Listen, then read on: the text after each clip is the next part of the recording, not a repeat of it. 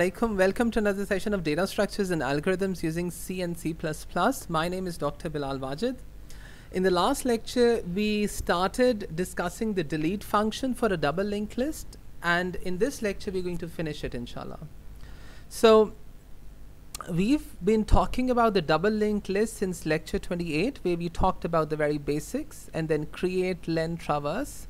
And in lecture 31, which is the last lecture, we discussed the three cases of delete. In this lecture, we'll cover the last two. So the cases specifically were, the case one was we're trying to delete in a double linked list something which when the list is completely empty. So what do? The second case was, what if you're trying to delete, let's say 10, and that's our first node. And then the case 3 was, what if you're trying to delete a node which is the middle node? In this case, the example is delete 20. Now, obviously, a middle node doesn't have to be in the middle of the double linked list. It has to be a node. Any node can be defined as a middle node as long as it has a node before it and a node after it. Case 4 and 5 will be discussed in this lecture, where we're trying to delete, let's say, the last node. In this case, it's node with value 40, which is the last node here. And what if you're trying to delete a node, let's say 100, which doesn't really exist in the double linked list? So what do you do in this case? Okay. So let's consider there are these basic global variables. You have a pointer start, which points to null at the beginning because there is no double linked list, and the length, which is the variable, global variable, has been assigned 0. Because we are talking about a delete function, whenever you delete and if you delete it, you always decrease the length by 1. Okay, this is our structure. For a double linked list, it is quintessential that you have a pointer that points to the previous and a pointer that points to the next node. You can have as many values here in the middle, and that really depends on the application specific program that you're making. So case 4 is you want to delete the last node, and let's say the value that is given as an argument to the delete function is 40. In this example here on the left hand side, 40 is shown to be our last node because right after it comes null, which indicates the end of the node, double linked list. So what you need is a current pointer that can point to obviously the start. So it has to point at the beginning of a double linked list. And then you have to have a while loop which really looks at and goes and traverses up until it reaches the end of the list. In this case, you need to really update current to move next, as long as there is a next, right? So as long as next is not equal to null, you should update current. And the other argument or option here is, as long as current's value is less than the value that we've assigned here that we want to delete. Now, if you notice our double linked list, it's actually sorted. So 10 is smaller than 20, which comes before 40. So it's actually sorted.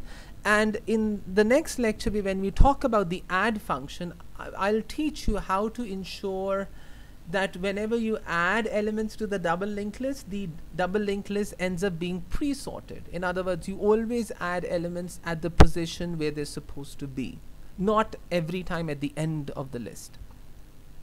So if that is the scenario, your value, let's say if you're trying to delete a value, let's say 30, and you end up here, right? Then because you've reached 40 and you're trying to delete 30, that means it's not there. Okay, so because notice here that the value 10, so the value that current is pointing to, that's value 10, is less than the value 40, you can update current to next. So this is the next that current points to. You can update your current. So hence current comes here. Now again, you can check the two conditions. Now both conditions are valid, right? 20, this is the value, is smaller than 40. So this condition holds true. And you know, there is a node after it. It's not equal to null. So this condition also holds true. So current gets updated to current next. Right? But when we start looking at this, we see that both conditions simultaneously become false.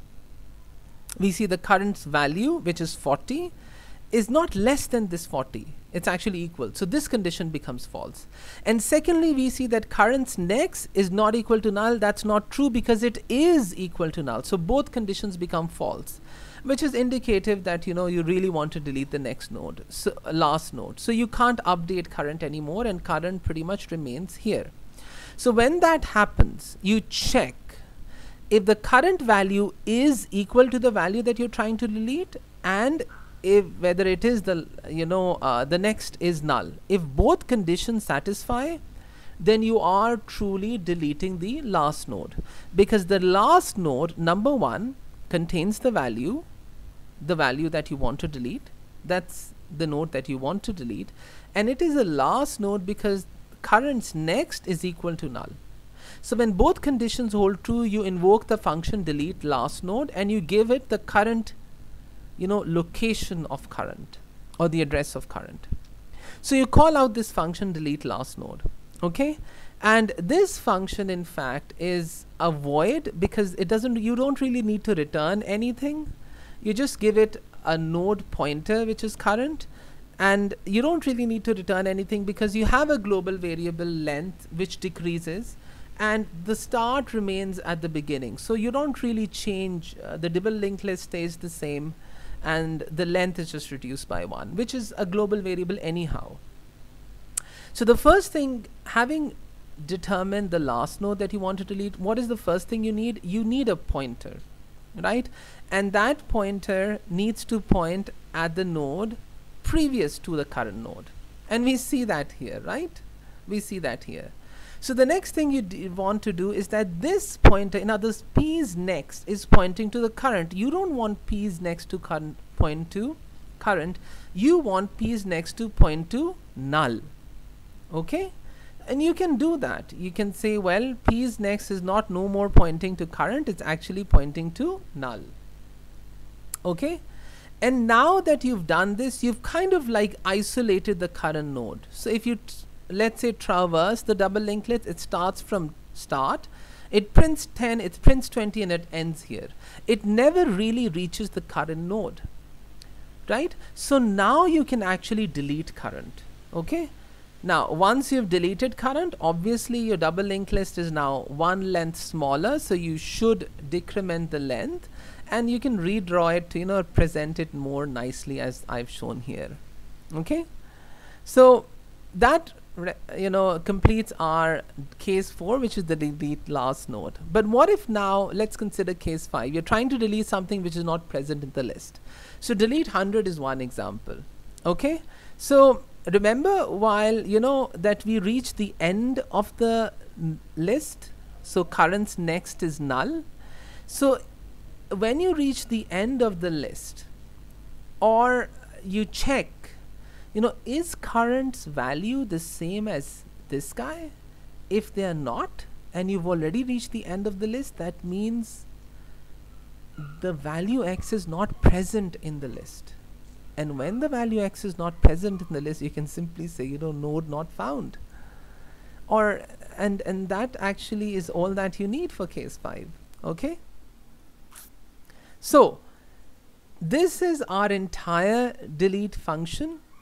Okay, this is our entire delete function. The first case is if the length is equal to 0, right? The list is empty. That's case number 1.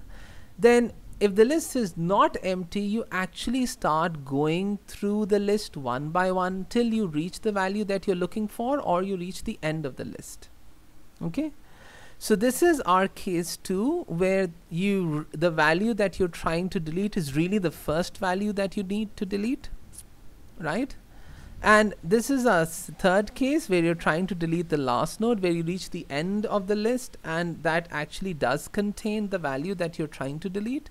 And if you reach the, if that's not the case, you probably have reached a value which is somewhere in the middle.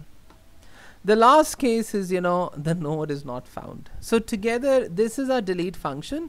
It has 3 additional, you know, it calls out 3 additional functions: delete first node, delete last node, delete middle node, that we've discussed in this lectures, the previous and this lecture, and together they, you know, they formed our delete function. My recommendation always is you try writing these codes yourself before you move on to the next lecture, okay? Because without that, you know, you're not really going anywhere. You can understand pictorially what's going on, but you really need to sit down and program it, okay? If you liked my lectures, subscribe and hit the bell icon to get notified for new videos. Up until next time, thank you very much. Allah Hafiz.